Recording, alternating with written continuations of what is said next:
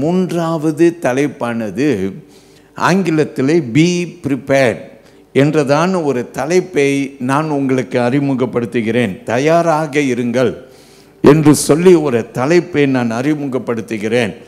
இயேசுவுடைய பிறப்பு அடிப்படையிலே நான் பேசுகிறபடினாலே உங்களுக்கு நான் எடுத்திருக்கிற வேத பகுதி மத்தேயு 3ஆம் அதிகாரத்தில் வசனங்கள் 1 துவங்கி 3வது வசனம். Our theme for today is be prepared, and I have picked Matthew chapter 3 verses 1 to 3. I will read in English. It says, in those days John the Baptist came preaching in the wilderness of Judea and saying, repent, for the kingdom of heaven is at hand. For this is he who was spoken of by the prophet Isaiah, saying, the voice of one crying in the wilderness, prepare the way of the Lord, make his paths straight. மத்தேயு 3ஆம் அதிகாரம் வசனம் 1 துவங்கி வசனம் 3 வரையிலும் பார்க்கிறோம். அந்நாட்களில் யோவான் ஸ்நானன் யோதாவின் வனாந்தரத்தில் வந்து, மனம் திரும்புங்கள், பரலோக ராஜ்யம் சமீபித்து இருக்கிறது என்று பிரசங்கம் பண்ணினான். கர்த்தருக்கு வழியை ஆயத்தம் படுத்துங்கள், அவருக்கு பாதைகளை செவி பண்ணுங்கள் என்று வனாந்தரத்திலே கூப்பிடுகிறவனுடைய சத்தம் உண்டென்று ஏசியா தீர்க்கதரிசியினால் சொல்லப்பட்டவன் இவனே என்று வசனம் நமக்கு சொல்லுகிறது. ஆமென். நீங்கள் 3வது வசனத்தை கவனியுங்கள். Look at verse 3. 3வது வசனம் நமக்கு சொல்லுகிறது, கர்த்தருக்கு வழியை ஆயத்தப்படுத்துங்கள். ஆமென். The third verse says like this. It says, prepare the way of the Lord. Amen. இதை அடிப்படையாக தான் வைத்து இன்றைக்கு பிரசங்க தலைப்பை be prepared என்று சொல்லி இயேசுவுடைய இந்த பூமியின் வருகையிலே வந்த ஒரு செய்தியை உங்களுக்கு நான் பகிர்ந்து கொள்கிறேன். கர்த்தர் நம்மை ஆசீர்வதிப்பாராக. ஆமென் சொல்லுவோம். இந்த 3வது வசனத்தை கோடிட்டு கொள்ளுங்கள், அல்லது அந்த குறிப்பிட்ட வார்த்தையை கோடிட்டு கொள்ள அழைக்கிறேன். Either you should underline just that particular sentence which says, prepare the way of the Lord. கர்த்தருக்கு வழியை ஆயத்தப்படுத்துங்கள் என்றதான அந்த வார்த்தையை நீங்கள் கோடிட்டு கொள்ளலாம். உங்கள் கையை அதில் வைத்து ஒரு ஜெபமும் பண்ணிக்கொள்ளலாம். என்ன ஜெபம்னா, பேசுங்க ஆண்டவரே, அடியேன் கேட்கிறேன் என்கிறதான ஒரு ஜெபம் எல்லாரும் நாம் ஜெபித்து கொள்ள வேண்டும். இன்றைக்கு நான் உங்களுக்கு இதில் ஒரு 3 பாடம் கற்றுக் கொடுக்கும்படிக்கு விரும்பி இருக்கிறேன். ஆண்டவர் பெரியவர். உங்கள் வீட்டுக்கு ஒரு விருந்தாளி வருகிறார் என்று உங்களுக்கு தெரிந்தால் நீங்கள் என்ன செய்வீர்கள்? கண்டிப்பாக ஒரு விருந்தாளி நம்ம வீட்டுக்கு வர நாள் வந்துருச்சுன்னா அதற்கு முன்பு நம்ம வீட்டை சுத்தம் பண்ணுறது நிச்சயம். அது மட்டும் அல்லாமல் வீட்டுக்கு விருந்தாளி வரும்போது வெறும் கையுமா அனுப்பி விடுவோம்?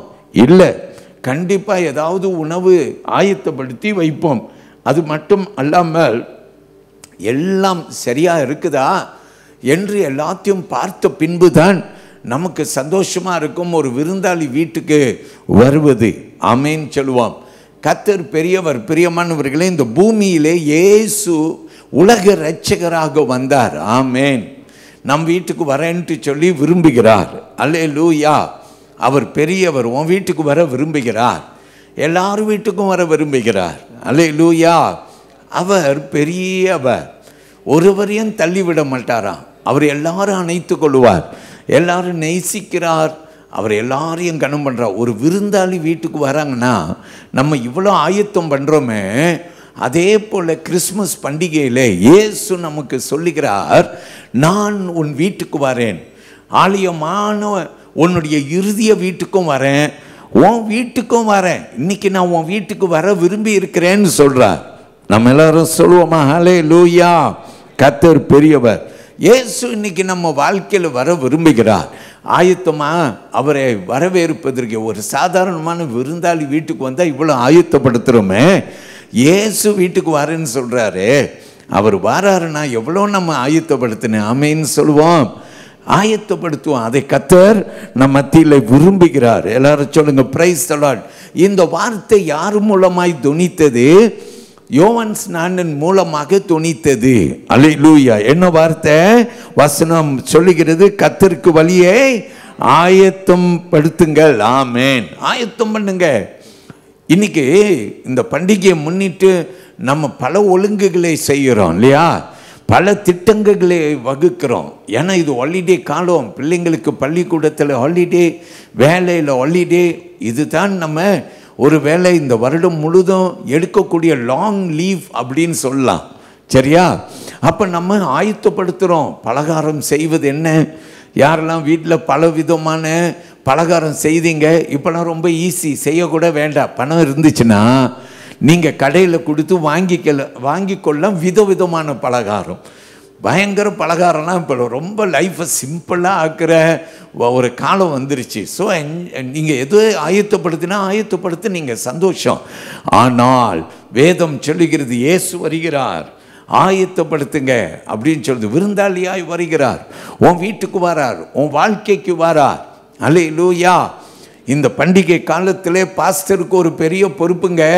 விசுவாசிகள் வெளியரங்கமான ஆயத்தத்தை செய்து உள்ளத்தில் இயேசுவை வரவேற்காம அவரை துக்கப்படுத்திடக்கூடாது என்றதான ஒரு வாஞ்சை. அதனால் உங்ககிட்ட நான் பிரசங்கம் பண்ணி கொண்டிருக்கிறேன்.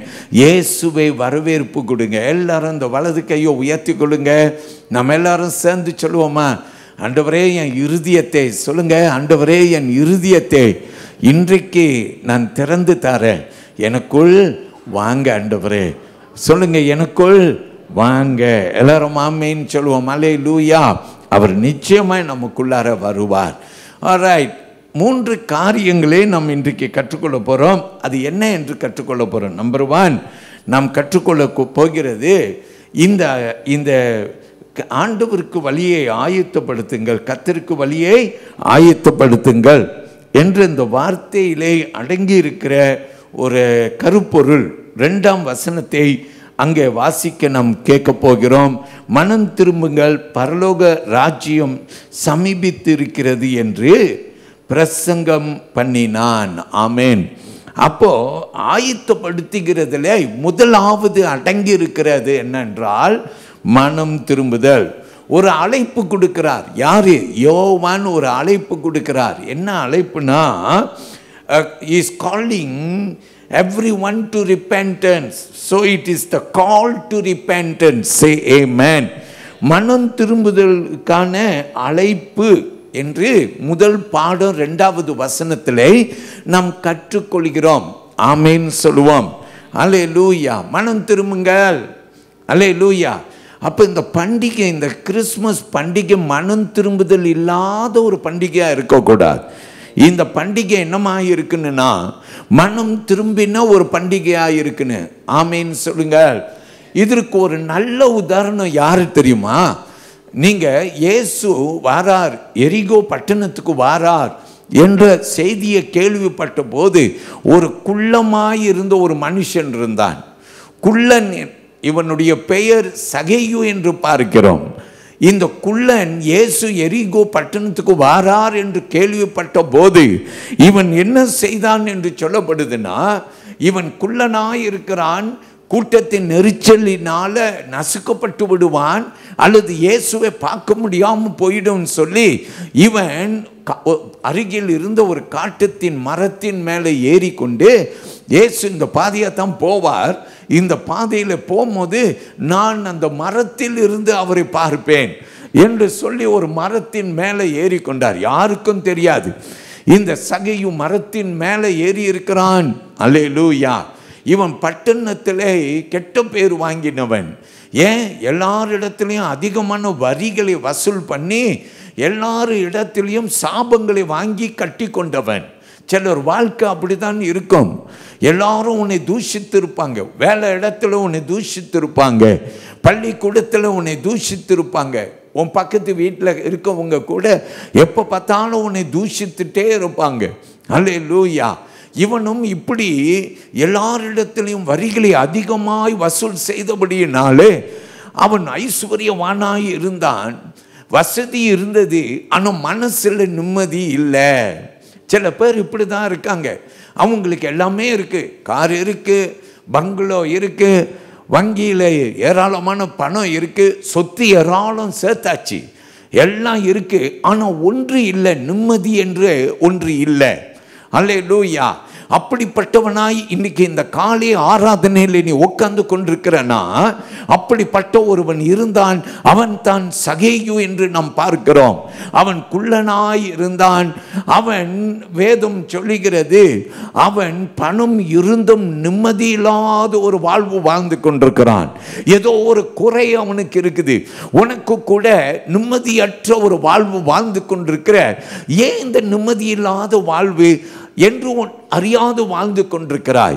ஆண்டவர் இன்றைக்கு சொல்றார், இதற்கு ஒரு பாடத்தை சகேயுவிடத்தில் கற்றுக்கொள். லூக்கா 19ஆம் அதிகாரத்துக்கு போனீங்கன்னா முதல் வசனம் துவங்கி 10ஆம் வசனம் வரையணும்.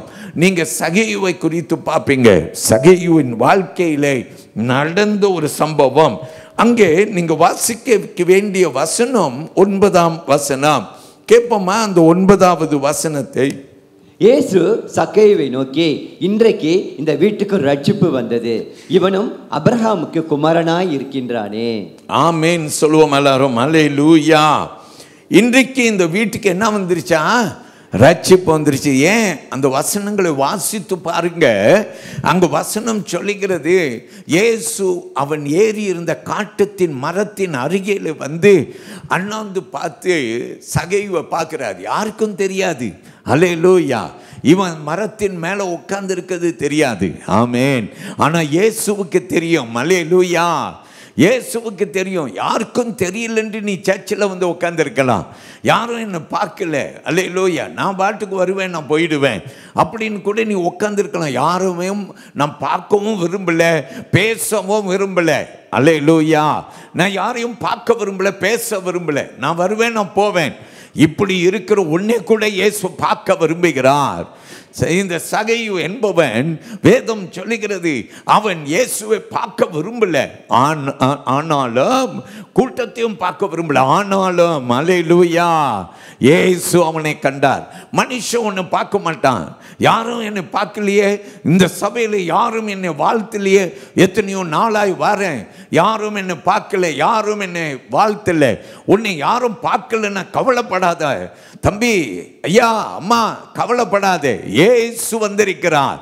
உன்னை சகேயுவை கண்ட இயேசு உன்னையும் காண அவர் பெரியவராய் இருக்கிறார். அல்லேலூயா. தேவனுக்கு மகிமை செலுத்துங்கள். இயேசு உங்களை ரொம்பவும் நேசிக்கிறார். அல்லேலூயா. எல்லாரும் சகேயுவை சபித்து கொண்டிருந்தாங்க. எல்லாரும் சகேயுவை பார்த்தால் அவனை கீழ்தனமாக ஏளனமாக எண்ணினார்கள். ஆனால் இயேசு கிட்ட வந்த இவனுக்கு ஒரு மரியாதைங்க, ஒரு கணம். எல்லாரால கைவிடப்பட்டிருக்கிறியா? வேலை இடத்துல பார்த்தா உன்னை பார்த்தா ஏளனமாக பார்க்குறாங்களா? வேலை இடத்துலையோ பள்ளிக்கூடத்திலையோ அல்லது உன் நண்பர் மத்தியில் கூட நீ புறக்கணிக்கப்பட்டு கொண்டிருக்கிறாயா? இயேசு உன்னை பார்க்கிறார். இயேசு உன்னை காண்கிறார். இயேசு உன்னை அறிகிறார். எல்லாரும் சொல்லுவோம் அல்லேலூயா. கர்த்தருக்கு மகிமை உண்டாவதாக. சகேயுவே நேசித்தார்னா அவர் உன்னையும் நேசிப்பார். வலது கையை உயர்த்தி ஒரு ஆமேன் சொல்லுங்க. நீங்க யாரா இருந்தாலும் வெக்கத்தை விட்டு இயேசு கிட்ட வந்துடுங்க. இந்த பண்டிகை காலத்தில் இயேசு உன்னை அணைத்துக் கொள்ள விரும்புகிறார். நாம் சொல்வோம் ஆமேன். அல்லேலூயா. கர்த்தருக்கு மகிமை உண்டாவதாக. நாம் சொல்லுவோம் ஆமேன். அப்போ இந்த 9வது வசனத்தை நீங்க கோடிட்டு கொள்ளுங்க. காரணம் என்ன? இன்றைக்கு இந்த வீட்டுக்கு என்ன வந்துருச்சு? ரட்சிப்பு வந்துருச்சு. ஏன்னா சகேயு வாழ்க்கையிலே இயேசு கீழே இறங்கி வான உடனே இறங்கி வந்துட்டான். உன் வீட்டுக்கு வரன்னு உடனே வீட்டுக்கு கூட்டிகிட்டு போயிட்டான். அல்லேலூயா. அது மட்டுமா, நான் யாரையும் ஏமாற்றி இருந்தா நான் நாளாந்தரியாய் கொடுத்துட்றேன் அப்படின்னு சொல்லிட்டான். அல்லேலூயா.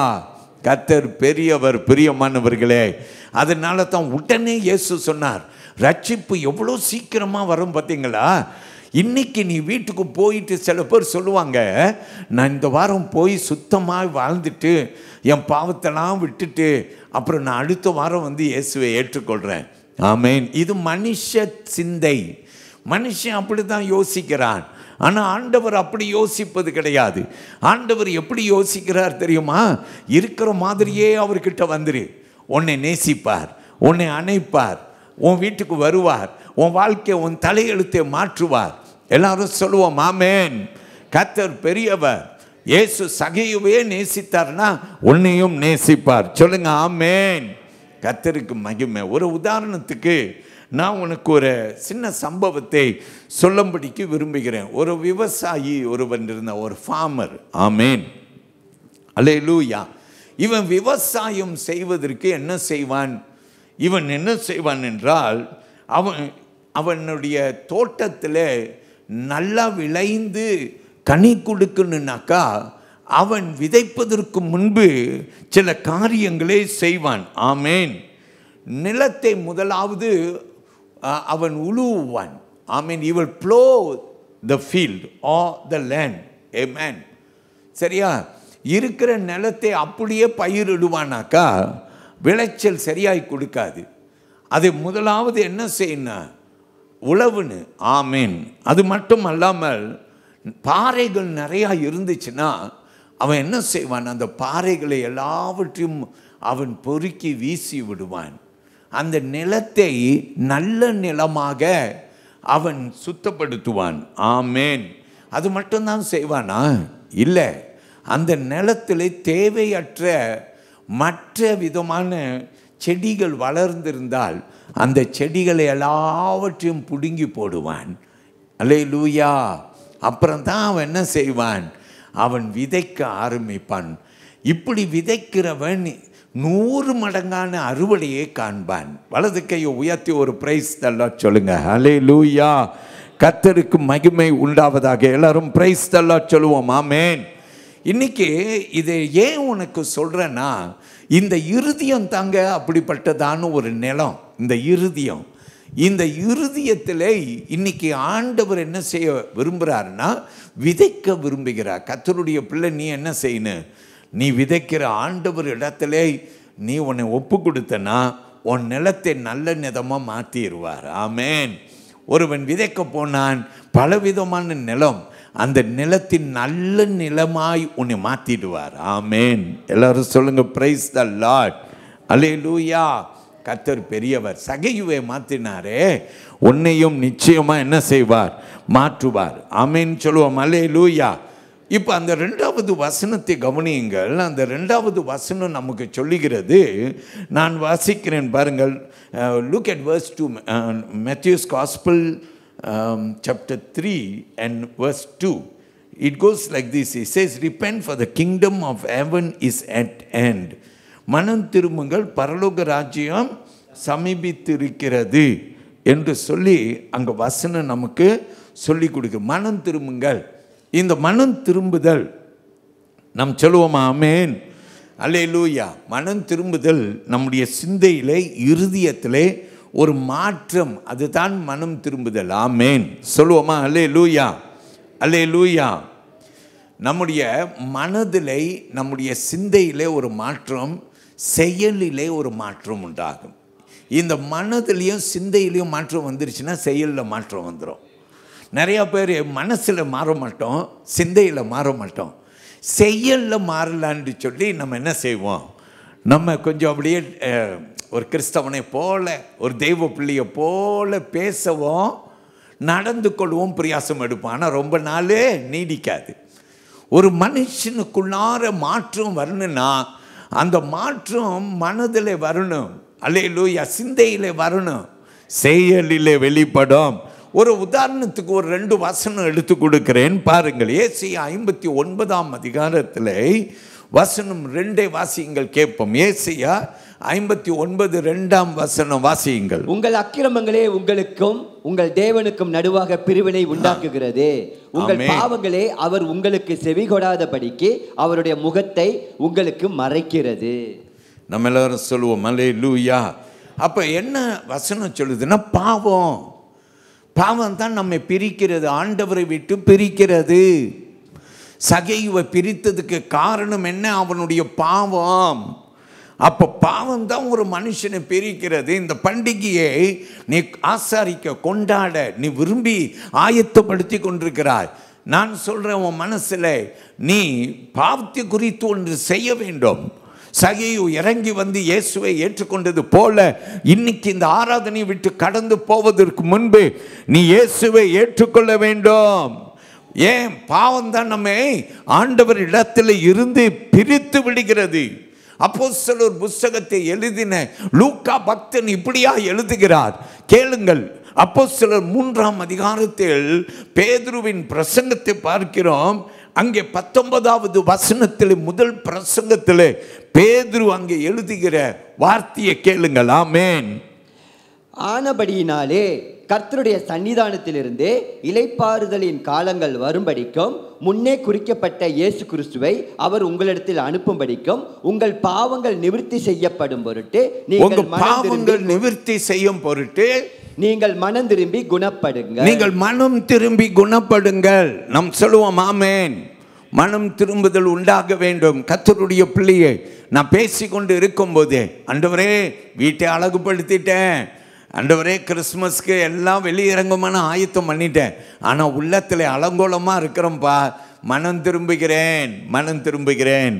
எல்லாரும் ஆண்டவர்கிட்ட கேளுங்க. சின்ன பிள்ளை வரைக்கும் கேளுங்கள், சிறு பிள்ளைகள் வரையிலும் ஆண்டவர்கிட்ட சொல்லுங்க, ஆண்டவரே நான் மனம் திரும்புகிறேன், மனம் திரும்புகிற எந்த பாவியையும் அவர் நேசிப்பார், அணைத்து கொள்வார். ஆமேன்.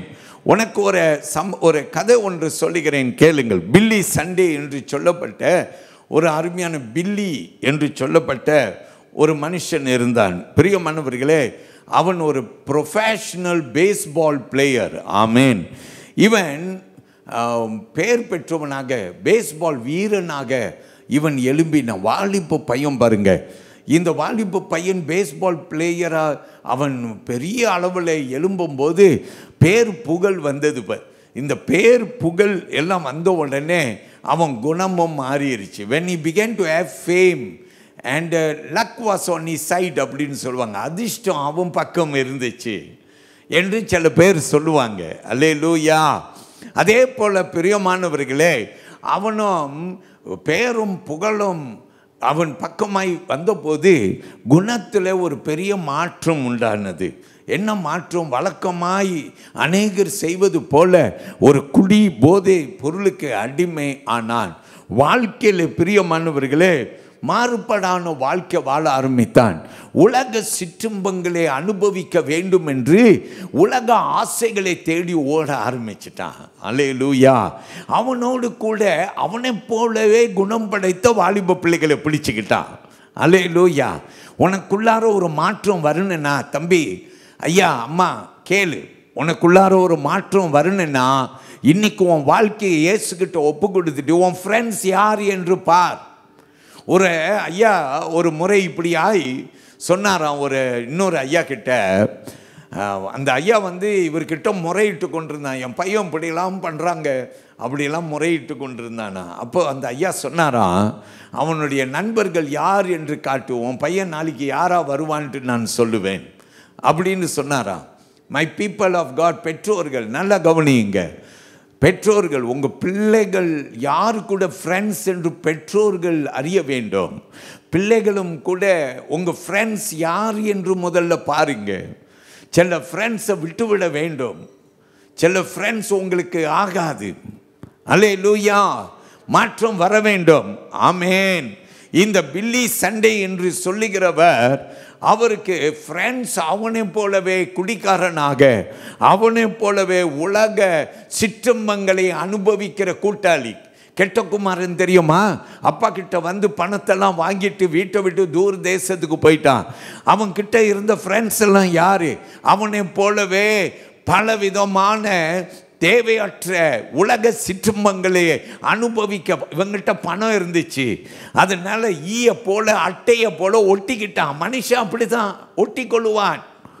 உன்கிட்ட இருப்பு இருக்கும் வரையிலும் உன் கூட ஒட்டி கொள்ளுவான். உன்கிட்ட ஒன்றும் இல்லைன்னா உன்னை விட்டு ஓடிடுவான். அப்படி தானே ஆணிச்சு கெட்டகுமாரனுடைய கதையில்.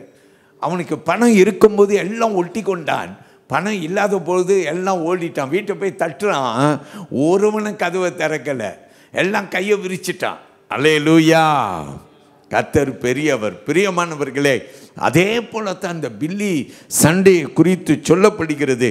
அவன் ஃப்ரெண்ட்ஸ் எல்லாம் அட்டை மாதிரி அவனை ஒட்டி கொண்டார்கள். ஒரு நாள் இவன் அவனுடைய ஃப்ரெண்ட்ஸோடு கூட சேர்ந்து அவன் வீதியில் நடந்து போய் கொண்டிருக்கிறான். அப்போது ஒரு சம்பவம் நடக்குது. என்ன சம்பவம் தெரியுமா? பசிபிக் கார்டன் மிஷன் என்று சொல்லப்பட்ட ஒரு ஸ்தாபனம். அந்த ஸ்தாபனத்துடைய குழு மக்கள் பாடிக்கொண்டு ஆர்ப்பரித்து ஒரு பக்கத்தில் அவர்கள் ஆண்டவருடைய பாடலை பாடி ஒரே மகிழ்வு. எல்லாரும் யார் வயது? பில்லி சண்டேயுடைய வயது போல் இருக்கிறது. அவன் வயதுக்குரியவர்கள் இங்கே ஆண்டவருடைய பாடலை பாடிக்கொண்டு ஆர்ப்பரித்து கொண்டு, ஒருத்தன் கிட்டார் போடுறான், ஒருத்தன் மற்ற மியூசிக் வாசிக்கிறான். இது எல்லாத்தையும் பார்க்கிறான் பாருங்க. பில்லி சண்டே மனசில் தோண்டுது, எனக்கு பணம் இருக்குது, எனக்கு எல்லாமே இருக்குது, நான் இங்கே ஒரே குமாரம் போட்டுக்கொண்டு உலக ஆசையில் கிடக்கிறேன். ஆனால் அவர்களை பார்த்தா சாதாரணமானவர்களாய் தெரிகிறது. அவர்களை பார்த்தால் பணம் இருக்கிறவர்களை போல தெரியல. அவர்களை பார்த்தால் வித்தியாசமாய் இருக்கிறார்களே, இது என்னமாய் இருக்கும் என்று சொல்லி பில்லி சண்டேக்கு ஆச்சரியம். எனக்கு பணம் எல்லாமே இருக்கு, ஆனால் அவங்க கிட்ட இருக்கிற சந்தோஷம் என்கிட்ட இல்லை. எல்லாரும் சொல்லுங்க ஹல்லேலூயா. அவர்களிடத்தில் இருக்கிற சந்தோஷம் என்னிடத்தில் இல்லை. பில்லி சண்டே பிரியமானவர்களே, அவர்கள் கடைசி ஒரு அறிவிப்பு கொடுத்தார்கள். எங்களுடைய ஒவ்வொரு ஞாயிற்றுக்கிழமை நற்செய்தி கூட்டம் இந்த இடத்துல நடக்கிறது. உடனே பில்லி சண்டே மனசில் அவனுக்கு தோன்றினது, அந்த கூட்டத்துக்கு நான் போகிறேன். அவன் அந்த கூட்டத்திற்கு ஞாயிற்றுக்கிழமை அங்கே போயிருந்தான். இயேசுவுடைய அன்பு அங்கே உரைக்கப்பட்டது. அவனும் பிரியமானவர்களே இயேசுவை ஏற்றுக்கொண்டான். அல்லேலூயா. கர்த்தர் பெரியவர். அவனுக்கு ஆச்சரியம். என்ன ஆச்சரியம்னா, பணம் இருக்குது, வசதி இருக்குது, பேர் இருக்குது, புகழ் இருக்குது, நிம்மதி இல்லை. நீ அப்படி இருக்கியா? யாராவது பணம் வசதி எல்லாம் இருக்குது, நிம்மதி தான் இல்லை. சில பேர் நிம்மதி இல்லாமல் எத்தனையோ கோயில் குளங்களை தேடி ஓடிக்கொண்டிருக்கிறார்கள். நீயும் அப்படி தான் இருக்கிறியா? யாரிடத்துலையாவது போனால் நிம்மதி கிடைக்குமா? எந்த கடையாவது நிம்மதி என்ற ஒரு பொருள் விற்பாங்களா என்று நீ எண்ணிக்கொண்டிருக்கிறியா? நிம்மதியற்ற வாழ்வு வாழ்றியா? இரவுல தூக்கம் இல்லாமல் திகைத்து எழுந்து கொள்கிறாயா? ஐயோ, நிம்மதி எங்கே கிடைக்கும் என்று எண்ணிக்கொண்டிருக்கிறியா? கர்த்தருடைய பிள்ளையே, பில்லி சண்டே கண்டு கொண்டது இயேசுவுடைய அன்பில் அவனுக்கு நிம்மதி உண்டு என்று. அவன் என்ன தெரியுமா செய்தான்? குடிப்பழக்கத்தை விட்டான். அவனுடைய அடிமை தனங்களை எல்லாத்தையும் விட்டான். நண்பர்களும் அவனை விட்டு சிதறி போய்விட்டார்கள். நல்லது என்று எண்ணினான். அவனுடைய பேஸ்பால் அந்த வீரன் என்ற பெயரை கூட எல்லாத்தையும் விட்டுட்டு அவன் ஆண்டவருக்கு ஊழியம் செய்கிறவனாக மாறிட்டான். பில்லி சண்டே என்று சொல்லப்படுகிறவனை குறித்து நீங்கள் வாசித்து போய் பாருங்களேன். அவன் பெரிய ஒரு இவெஞ்சலிஸ்டாக அவன் மூலமாக, ஏன்னா அவன் அடிபட்டு ஒருத்தன் பாருங்க வியாதிப்பட்டு சுகத்து ஒரு ஐசியூக்கு போயிட்டு வந்திருந்தான்னு வச்சுக்கோங்க. அவன் சொல்லுவான், நம் மரணத்தை தப்பி வந்தவன், ஆண்டவர் எனக்கு மறுவாழ்வு கொடுத்தார் என்று சொல்லுவான் இல்லையா?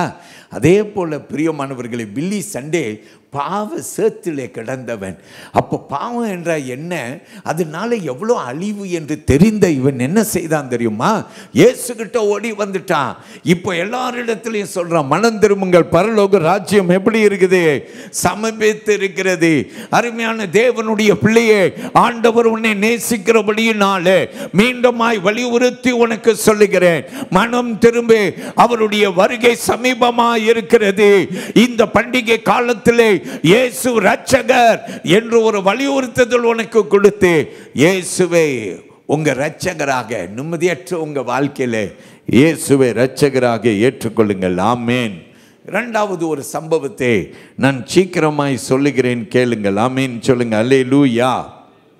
இரண்டாவது 3வது வசனம், மத்தேயு 3ஆம் அதிகாரம் 3வது வசனத்தில் போவோம். அங்கே 2 கருத்துக்களை, 2 3ஆம் கருத்துக்களை கற்றுக்கொள்ள போகிறோம். என்ன என்று கற்றுக்கொள்ள போகிறோம்? மனம் திரும்புங்கள், பரலோக ராஜ்யம் சமீபித்து இருக்கிறது என்பது உண்மைதான். ஆமேன் சொல்லுவோம். அந்த 3வது வசனத்தில் பாருங்கள், வசனம் சொல்லுது, prepare the way of the Lord, make his paths straight அப்படின்னு சொல்லுகிறது. கர்த்தருக்கு வழியை ஆயத்தப்படுத்துங்கள், அவருக்கு பாதைகளை செவ்வை பண்ணுங்கள் என்று சொல்லி வசனம் நமக்கு சொல்லி கொடுக்கிறது. ஆமேன். அந்த வார்த்தையையும் கோடிட்டு கொள்ளுங்கள். ஆமேன். அல்லேலூயா. வழியை குறித்து சொல்லுகிற கர்த்தருக்கு வழியை ஆயத்தப்படுத்துங்கள். ஆண்டவர் வேதத்தில் என்ன தெரியுமா சொல்கிறேன்? நான் உனக்கு முன்பு சென்று கோணலான பாதைகளை செவ்வைப்படுத்துவேன். நிறைய பேருடைய வாழ்க்கை எப்படி இருக்குது? கோணலாக இருக்குது. ஆண்டவர் கோணலான வாழ்வை அவர் செவ்வைப்படுத்துவார், நேர்படுத்துவாரா. ஆமேன். உன் வாழ்க்கை ரொம்ப கோணலாக இருக்குன்னு வச்சுக்க. அப்போ ஆவிக்குரிய அர்த்தம் என்னென்னா, நிறையா உலகத்தன்மையான பாவ வாழ்க்கையாக இருக்குது. அதான் கோணலான வாழ்க்கை. ஆண்டவர் சொல்கிறார், அந்த கோணலான பாதைகளை நான் என்ன செய்வேன்? நேர்படுத்துவேன் அப்படின்னு சொல்கிறார். ஆமீன். உன் வாழ்க்கையில் இன்றைக்கி நீ நிறைய குறைந்து இருக்கிறனா, 2வது கற்றுக்கோ. ஆண்டவர் சொல்கிறார், உன்னுடைய வாழ்க்கையின் கோணலான பாதைகளை எல்லாம், தடைகளை எல்லாம் நீக்குவேன் என்று சொல்கிறார். அப்போ 2வது நாம் கற்றுக்கொள்கிறோம், removing obstacles on your way. Amen. உன் பாதையில் வரக்கூடிய தடைகளை அவர் நீக்குவேன் என்று சொல்லுகிறார். ஆமேன். தடைகளை நீக்குதல். ஆமேன். அல்லேலூயா. தடைகள் நீங்குன்னு. ஆமேன். ஆண்டவர்கிட்ட சொல்லுவோம், அல்லேலூயா. கர்த்தர் பெரியவர்.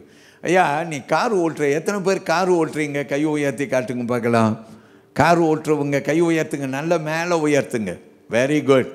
ஆல்ரைட். எல்லாரும் கார் ஓட்டுறோம் இல்லையா? இந்த கார் ஓட்டுற நம்ம சில பாதை போகும்போது நல்லா இருக்கும். வீட்டுக்கு வந்து சொல்லுவோம், இன்றைக்கி பாதை சூப்பர் தெரியுமா, நீட்டான பாதை, டிராஃபிக் ஜாமும் இல்லாத ஒரு பாதை, நல்ல பாதை அப்படின்னு நம்ம சொல்லுவோம். இன்னொன்று இருக்குது, நம்முடைய பாதை நம்ம போகும்போது நிறையா, அதுவும் இப்போ மழை காலமாக இருக்கா, நிறையா இடத்துல எப்படி இருக்கும் பாதைகள்? கரடு முரடாக இருக்கும், நிறையா பாட்டோல்ஸ் இருக்கும், குழிகள் நிறையா இருக்கும். அந்த பாதையில் கார் ஓட்டிகிட்டு போனால் கஷ்டமாக இருக்கும் நமக்கு. அல்லேலூயா. எத்தனை பேருக்கு இப்படி அனுபவம் இருக்குது? நான் முத பாஸ்டர் ஆகும்போது ஒரு எஸ்டேட் சபையில் பாஸ்டராக போயிருந்தேன். இந்த எஸ்டேட் ரோட்லலாம் நான் பயணம் போகும்போது எல்லோரும் சொல்லுவாங்க, இந்த எஸ்டேட் மணல் இருக்க, சிவப்பு மணல், நம்ம காரெல்லாம் கரை பிடிச்சிரும் சீக்கிரமாக அப்படின்னு சொல்லுவாங்க. அந்த மணலில் போகும்போதே ஆண்டவருக்கு ஸ்தோத்திரம்பா அப்படின்னு சொல்லிட்டு நான் போயிட்டே இருப்பேன். ரொம்ப ஈஸி இல்லை. அல்லேலூயா. எங்கே குழி இப்படியெல்லாம் பார்த்து தான் நம்ம காரை ஓட்டிகிட்டு போனேன். ஆமேன்னு சொல்லுங்கள். அல்லேலூயா. கர்த்தர் பெரியவர். அப்போ என்ன ஆகும்னாக்கா, நம்முடைய பயணம் இப்போ பாருங்கள், நேர் பாதை சரியாக இருக்க பாதைன்னா நம்ம நேராக காரை வேகமாக ஓட்டிகிட்டு போகலாம். குழியாக இருந்துச்சுன்னா நம்ம காரை எப்படி ஓட்ட முடியாது? வேகமாக ஓட்ட முடியாது. உண்மை தானே? வேகமாக ஓட்டலாம் பாஸ்டர், நான் ஓட்டுவேன். நான் சொல்கிறேன், அது உன் காராக இருக்காது. ஒரு வேளை உன் ஆஃபீஸ் காராக இருந்தால் நமக்கு என்ன? ஃப்ரெண்டோட காரை போரோ பண்ணிட்டு போயிருந்தேன்னா ஃப்ரெண்ட்கிட்ட ஏன் தெரியுமா கொடுக்க தயங்குன்னு, அவன் கார் மாதிரி உன் காரை பாவிச்சிக்க மாட்டான், நீ பாவிக்கிற மாதிரி பாவிக்க மாட்டான். ஆமேன். சபையில் கூட நான் சொல்லுவேன் எல்லாருக்கிட்டையும், இந்த கருவிகள் எல்லாம், இசை கருவிகள் எல்லாம், இதெல்லாம் சர்ச்சிடும் ஆண்டவருடைய. அதனால் நீங்கள் எப்படி பாவிக்கணும்? பக்தியாய் பாவிக்கணும். ஆமேன். பக்தியாக பாவிக்கணும். ரொம்ப வித்தியாசம் இருக்குங்க. இதே கருவிகள் உங்கள் கருவிகளாக இருந்தால் நீங்கள் பாய்க்கிற விதம் வேறு மாதிரியும் இருக்கும் தானே. உங்கள் சொந்த காராக இருந்தால் பயங்கரமாக இருக்கும். ஃப்ரெண்டுடைய காராக இருந்தால் ஒரு குழியில் விட்டாலும் போ, நோ ப்ராப்ளம், அடிச்சு போ அப்படின்னு போகும். அல்லேலூயா. கர்த்தர் பெரியவர். பிரியமானவர்களே, பயணம் ரொம்ப போரிங்காக இருக்கும், ஃப்ரஸ்ட்ரேட்டிங்காக இருக்கும் இல்லையா? கஷ்டமாக இருக்கும். ஏன்னா நிறைய குழி. வீட்டுக்கு வந்தோடனே சொல்லுவோம், ஐயோ ஒரே எரிச்சலாக இருந்துச்சு, இன்றைக்கி பயணம் ரொம்ப கஷ்டம், ரொம்ப ஸ்லோ. ஆமேன். பிரியமானவர்களே, ஆண்டவருக்கு மகிமை உண்டாகத்தக்க கிறிஸ்தவ வாழ்க்கையில் 2வது கற்றுக்கொள்கிறோம். இந்த யோவான் ஸ்நானகன் சொல்லுகிறார், உங்கள் கர்த்தருக்கு வழியை ஆயத்தப்படுத்துங்கள், அவருக்கு பாதைகளை செவ்வைப்படுத்துங்கள் அப்படின்னு வேத வசனம் நமக்கு சொல்லி கொடுக்குது. எல்லாரும் ஆமேன்னு சொல்லுவோம். அல்லேலூயா. பிரியமான கர்த்தருடைய பிள்ளையே, ஆண்டவர் உன் வாழ்க்கையில் வர ஆசைப்படுறார். ஆனால் பாதெல்லாம் கோணலாக இருக்குங்க. நம்ம வாழ்க்கை பாதை, ஆவிக்குரிய வாழ்க்கையை குறித்து இப்போ பேசுகிறேன். என்ன கோணல் அப்படின்னு சொன்னால், நம்முடைய வாழ்க்கையில் இருக்கிற நிறைய நம்முடைய குணங்கள், அல்லேலூயா, பெருமை என்ற ஒரு குணம், எல்லாரும் சொல்லுவோம் அல்லேலூயா, மன்னிக்க முடியாத ஒரு குணம், இது எல்லாம் நம்முடைய பாதையை கரடான பாதையாக மாற்றி விடுகிறது.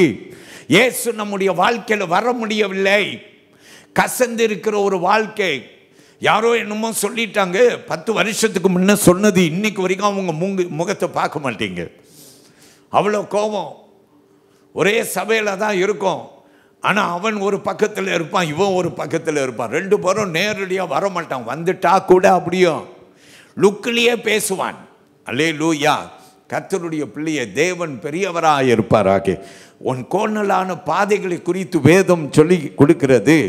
மாற்ற வேண்டும் என்று வேதம் நமக்கு கற்றுக் கொடுக்குது. எல்லாரும் ஆமீன் சொல்லுவோமா? அல்லேலூயா. கர்த்தர் பெரியவர். இன்னைக்கு இயேசுகிட்ட உங்கள் வாழ்க்கையை நீங்கள் ஒப்பு கொடுத்தீங்கன்னா நிச்சயமாக உங்கள் வாழ்க்கை மாறும் என்று கர்த்தருக்கு என்ன செய்யுங்க? வழியை ஆயத்தப்படுத்துங்க. நீதிமொழிகளில் 16ஆம் அதிகாரத்தில் 18வது வசனம்.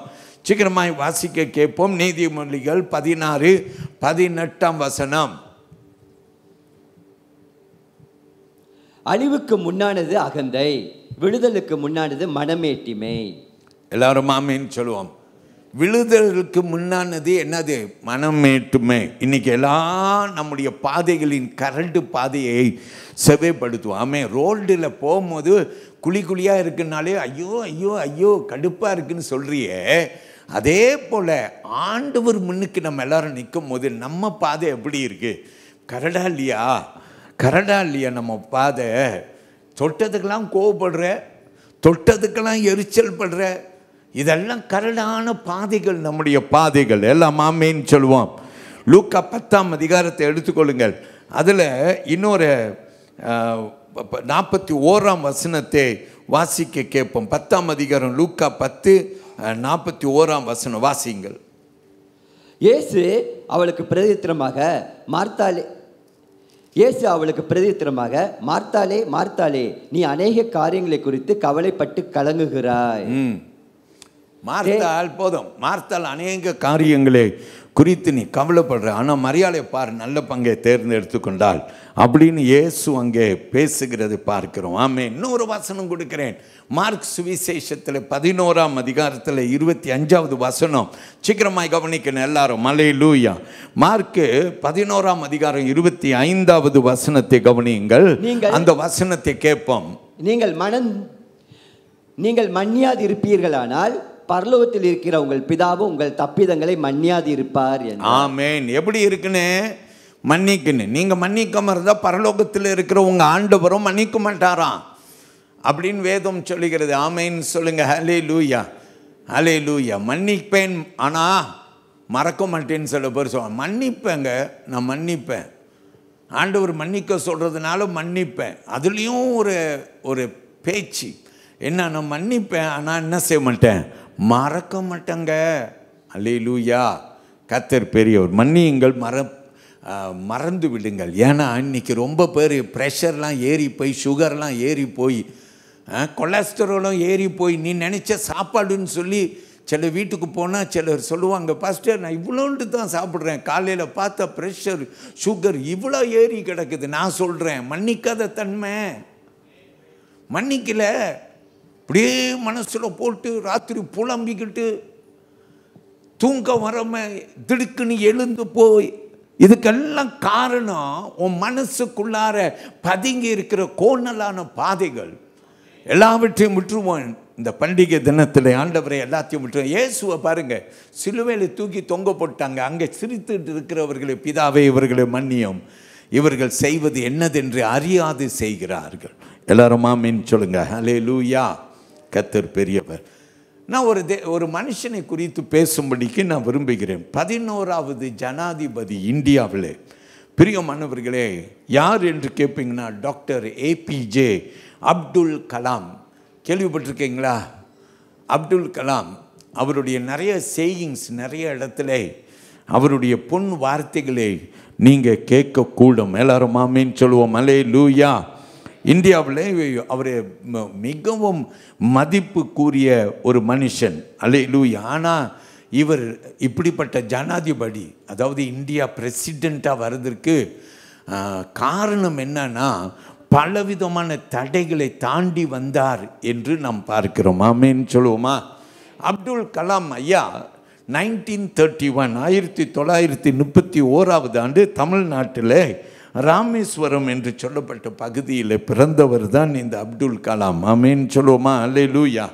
அவருடைய ஆரம்பம் தினகரன் ஐயா சொல்லுவார், நான் ஒரு குக்கிரமத்தில் பிறந்தவன் என்று சொல்லுவார். அதே போல தான் இந்த அப்துல் கலாம் ஐயா ஒரு டாக்டராக பெரிய அளவில் அவர் தேறின மனுஷனாக வந்தார். ஆனால் பிரியமானவர்களே, அவரை குறித்து நாம் பார்க்கிறோம், அவருடைய குடும்பம், அவருடைய தகப்பன் ஒரு படகுக்கு சொந்தக்காரர்.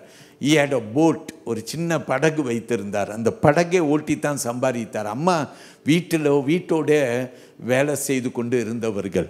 அப்படி வறுமையான ஒரு குடும்பத்தில் பிறந்த இவருக்கு அவங்க அப்பா அம்மா எப்போதும் சொல்லுவாங்களாம், உனக்கு நாங்கள் பணம் தண்டா கொடுக்க முடியல, உனக்கு செல்வாக்குகளை கொடுக்க முடியல, ஆனால் ஒன்று கொடுப்பேன்டா, உனக்கு படிப்பு கொடுப்பேன், படிப்பு தாண்டா முக்கியம் அப்படின்னு அவங்க அப்பா சொல்லுவாரா? பிரியமானவர்களே, அதனால் அப்துல் கலாம் ஐயாவை குறித்து சொல்லப்படுகிறது, படிப்பை குறித்து கவனம் செலுத்தினாராம். அதனால் அப்துல் கலாம் ஐயா நல்லா படித்து அவர் தரிசனம் எல்லாமே ஒரு பெரிய நான் படிப்பாளியாய் மாற வேண்டும். கடைசியாக பிரியமானவர்களே, அவர் ஒரு பெரிய ஒரு மனுஷனாக ஏங்கினார். பண பிரச்சனை அவருக்கு தடை தான். எப்படி பாதையில் நீ முன்னுக்கு வர்றதுக்கு தடை நிறையா இருக்குது, உன் பிஸ்னஸில் நீ முன்னுக்கு வர்றதுக்கு நிறைய தடை இருக்குது தான். அல்லேலூயா. அப்துல் கலாம் ஐயாவுக்கு நிறையா தடை தான். என்ன மாதிரி தடை அப்படின்னு சொன்னால், பொருளாதார தடை. அவருக்கு நல்லா படிக்கிற தன்மை இருந்துச்சு, ஆனால் பண வசதி இல்லாத சில சூழ்நிலை. சில குடும்பம் பாருங்கள், பிள்ளைங்களுக்கு நல்லா படிக்கிறதுக்கு பெற்றோர்கள் எவ்வளவோ பணம் கொடுக்க முடியும், ஆனால் பிள்ளைங்க படிக்க மாட்டாங்க, பிள்ளைகளை வச்சுட்டு கஷ்டப்படுவாங்க. ஆனால் அப்துல் கலாம் ஐயாவுக்கு வித்தியாசமான ஒரு நிலைமை. அவருக்கு என்னன்னா, பணம் இல்லை, ஆனால் அவருக்கு இருந்த ஒரு பெரிய குணம் என்னன்னா படிக்கணும். ரெண்டாவது, அவருக்கு இருந்த பெரிய தடை என்ன தெரியுமா? அவர் ஒரு கிராம வாழ்வு வாழ்ந்தவர், கிராமத்தில் உள்ளவர். இந்தியாவில் உங்களுக்கு தெரியும்ல, இந்தியாவில் ஜாதி மதம் வெறி கொண்டவர்கள். அப்போ இப்படிப்பட்ட ஒரு சூழ்நிலையிலே அப்துல் கலாம் ஐயாவுக்கு பயங்கர பிரச்சனை. ஏன்னா அவர் ஜாதி பார்த்து அப்படின்னாலே அவருக்கு ரொம்ப திண்டாட்டம். பிரியமானவர்களே, ஆனாலும் இந்த மனுஷன் ஒரு பெரிய மனுஷனாக ஏங்கினார் அப்படின்னு சொல்லி நாம் அவருடைய வாழ்க்கையை குறித்து பார்க்கிறோம். எல்லாரும் ஆமேன்னு சொல்லுவோமா? ஹல்லேலூயா. கர்த்தர் பெரியவர். எத்தனை தடவை உன் வாழ்க்கையில் வந்தாலும் ஆண்டவர் நிச்சயமாய் உன்னை மாற்ற உன் வாழ்க்கையிலே அவரால் கூடும் என்று கர்த்தரை மகிமைப்படுத்துவோம். ஆமென் சொல்லுவோம் எல்லாரும். கடைசியாக மூன்றாவது காரியத்தை நான் உங்கள் கூட பேசி முடிக்கிறேன். அதே மூன்றாவது வசனம், மத்தேயு 3ஆம் அதிகாரம் 3ஆவது வசனத்தை எனக்கு கவனியுங்கள். 3ஆம் அதிகாரம் 3ஆவது வசனம். Very quickly please tolerate with me. கவனிப்போம். மூன்றாவது காரியம். ஆமேன். வசனத்தில் நாம் என்ன கற்றுக்கொள்கிறோம்? வசனம் சொல்கிறது, for this is he who was spoken of by the prophet Isaiah அப்படின்னு வசனம் சொல்கிறது. ஏசாயா தீர்க்கதரிசியினால் சொல்லப்பட்டவன் இவனே அப்படின்ட்டு இந்த யோவான் ஸ்நானகன் என்ன செய்கிறார்? இயேசுவை காட்டுகிறார். எல்லாரும் ஆமீன் சொல்லுங்க. ஹல்லேலூயா. இயேசு இந்த பூமிக்கு வருகிறார் அப்படின்னு சொல்லி இந்த யோவான் ஸ்நானகன் யார்? he is the one who prepares the way for Jesus to come. ஆமென். இயேசு வருவதற்கு வழிகளை ஆயத்தப்படுத்தினவன் யோவான். ஆமென். பிரியமானவர்களே, செவ்வாய்க்கிழமை ராத்திரி, புதன்கிழமை கிறிஸ்மஸ் பண்டிகை. இயேசு 2000 வருடத்துக்கு முன்ன பிறந்துட்டார். நம்ம திரும்பி இயேசு பிறந்தது தொட்டியெல்லாம் பார்க்கறதுக்கு அவசியம் இல்லை. ஆனால் பிரியமானவர்களே, இந்த இயேசு நம்ம உள்ளத்தில் பிறக்கணும். ஆமென் சொல்லுங்க. ஆமென். இயேசு இன்னைக்கு சர்ச்சில் பரிசுத்த ஆவியின் ரூபத்திலே வந்திருக்கிறார். நாமும் வாருங்கள், அவரை வரவேற்போம். ஆண்டவரை உள்ளத்துக்குள்ளார. let us expect his arrival. Amen. அவர் நம் மத்தியிலே வருகிற தேவன். அவரது வருகையை எதிர்பார்த்து என்று ஒரு தலைப்பை நான் உங்களுக்கு கொடுத்திருக்கிறேன். எல்லாரும் ஆமீன் சொல்லுவோம். அல்லேலூயா. மத்தேயு 24ஆம் அதிகாரம் 44வது வசனத்துக்கு போனீங்கன்னாக்கா, நீங்கள் நினையாத நாளிகையில் மனுஷகுமாரன் வருவார், ஆதலால் நீங்களும் ஆயத்தமாய் இருங்கள் என்று வேத வசனம் நமக்கு சொல்லுகிறது. ஆமேன். மத்தேயு 24ஆம் அதிகாரம் 44ஆம் வசனம். ஆமேன் சொல்லுவோம். அல்லேலூயா. ஆண்டவர் வருவாருங்க. இயேசு மீண்டும் வருவார். முதல் வருகை 2000 வருடத்துக்கு முன்பு. இப்போ இயேசு திரும்பி வருவார் என்று வேதம் நமக்கு சொல்லுகிறது. நம்ம ஆயத்தப்படணுமா? வசனம் சொல்லுகிறது ஆயத்தப்படுங்கள். அப்போ எப்படி ஆயத்தப்படுத்துறது? பாஸ்டர் நீங்கள் சொல்கிறீங்க இயேசுவை மனசில் ஏற்றுக்கொள்கிறேன்ட்டு. இதோ பாருங்கள், இப்போ நீங்கள் கையை உயர்த்தி ஜெபம் பண்ண சொன்னீங்க. நான் ஜெபம் பண்ணிட்டேன், இயேசுவை ஏற்றுக்கொண்டுட்டேன். ஓகே, நான் வீட்டுக்கு போகலாமா? கொண்டாடலாமா? பிரியமானவர்களே, தயவு செய்து போய் சந்தோஷமாக கொண்டாடுங்கள், உலகத்துக்கு வெளிப்படுத்துங்கள். ஆனால் உங்கள் உள்ளத்தில் இயேசுவை வரவேற்ற உங்களுக்குள்ளார கொள்கைகள் மாற வேண்டும். வேதத்தை வாசிக்கணும், ஜெபம் பண்ணணும், கீழ்ப்படியணும். ஆமேன். ஆண்டவருக்காக வாழுவேன் என்ற ஒரு கீழ்ப்படிதல் உங்களுக்குள்ளார வருமே என்றால் இயேசு உங்களை நிச்சயமாய் ஆசீர்வதிக்கிற ஒரு தேவனாக இருக்கிறார். எல்லாரும் ஆமேன் சொல்லுவோம். அல்லேலூயா. ஐயா, இந்த ஒரு சம்பவத்தை உங்களுக்கு ஒரு மனுஷனை குறித்து சொல்லி நான் முடிக்கும்படி விரும்புகிறேன். அமெரிக்கா தேசத்திலே ஒரு இஸ்லாமிய குடும்பத்தை சார்ந்த ஒரு குடும்பத்தில் ஒரு பையன் பிறந்தான். அவனுடைய பேர் நபில் குராஷி. யாரெல்லாம் கேள்விப்பட்டிருக்கீங்க நபில் குராஷி? பிரியமான கர்த்தருடைய பிள்ளைய, நிறைய வீடியோஸ் நீங்கள் நபில் குராஷி என்று சொல்லப்பட்ட ஒருவனுடைய வீடியோ நீங்கள் நிறைய பார்க்கலாம். இவன் ஒரு இஸ்லாமிய குடும்பத்திலே அமெரிக்காவிலே பிறந்தவன். அவனுடைய பெற்றோர்கள் அவனை ஒரு இஸ்லாமிய மதவெறி கொண்டவனாகத்தான் வளர்த்தார்கள். அல்லேலூயா.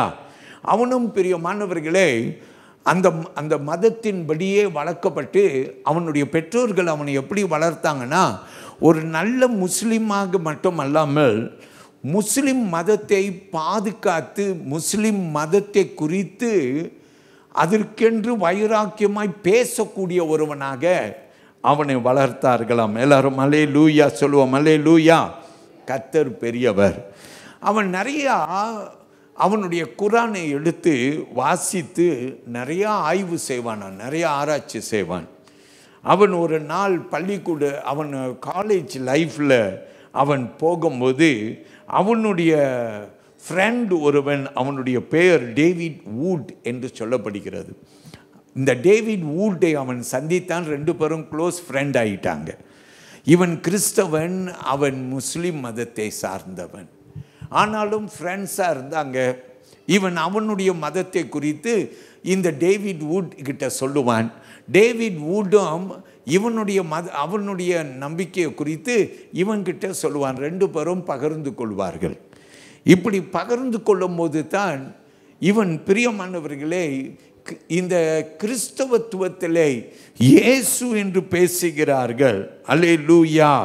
இயேசுவுடைய அன்பை குறித்து பேசுகிறார்கள் என்று சொல்லி இவன் ஆச்சரியப்பட்டு இந்த இயேசுவை குறித்து இன்னும் நிறையா படிக்கணும்னு சொல்லி அவன் வேத புஸ்தகத்தை வாங்கி கொண்டு அவன் போய் வாசித்தானாம். ஆண்டவரும் அவனோடு கூட பேசினார். எல்லாரும் இந்த நபில் குரேஷி என்று சொல்லப்பட்டவனை தெரியணும். நீங்கள் கூட கொஞ்சம் போய் யூடியூப்லலாம் தேடினீங்கன்னா கண்டுபிடிச்சிருவீங்க. ஒரு நல்ல தேவ மனுஷன். எல்லாரும் ஆமேன்னு சொல்லுவோம். அல்லேலூயா. அவன் எப்போ தெரியுமா தொடப்பட்டானா? அவன் யோவான் 14ஆம் அதிகாரத்தில் 6வது வசனத்துக்கு வரும்போது ஒரு தீர்மானம் பண்ணிட்டான். இயேசு தான் ஆண்டவர். அல்லேலூயா. இயேசு தான் ஆண்டவர் என்று தீர்மானம் பண்ண. அந்த வசனம் என்னங்க? நானே வழியும் சத்தியமும் ஜீவனுமாய் இருக்கிறேன், என்ன அன்று ஒருவனும் பிதாவின் அண்டே வரான்.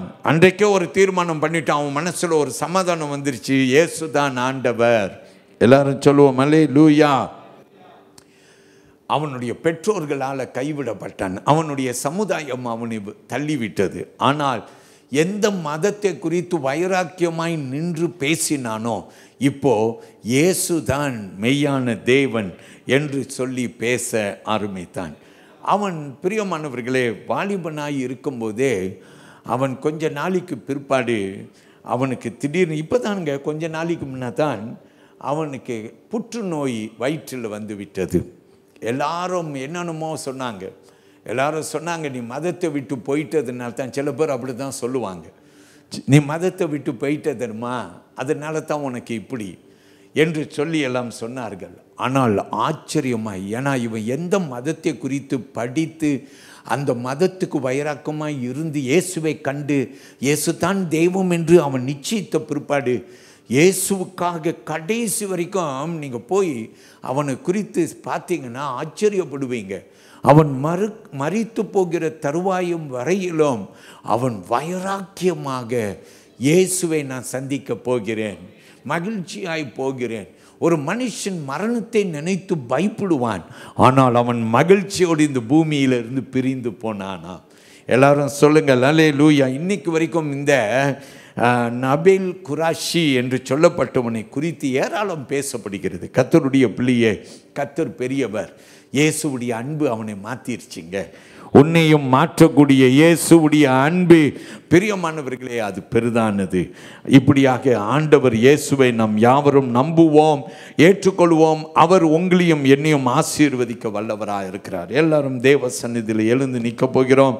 கர்த்தர் நம்மை ஆசீர்வதிப்பாராக. என் கூட ஒரு பாடலை பாடுங்க. பிரசங்கம் பண்ணுற வரைக்கும் தான் பாஸ்டருங்க. பிரசங்கம் முடிந்த பிற்பாடு நீங்கள் ஆண்டவரை சந்திக்கிற ஒரு நேரம். எல்லாரும் தொடப்படுவீர்கள், நம்புவோம். வாருங்கள், நாம் யாவரும் பாடப்போகிறோம். துதிப்பேன் உம்மை துதிப்பேன். இந்த பாடலை நாம் யாவரும் இணைந்து பாடப்போகிறோம்.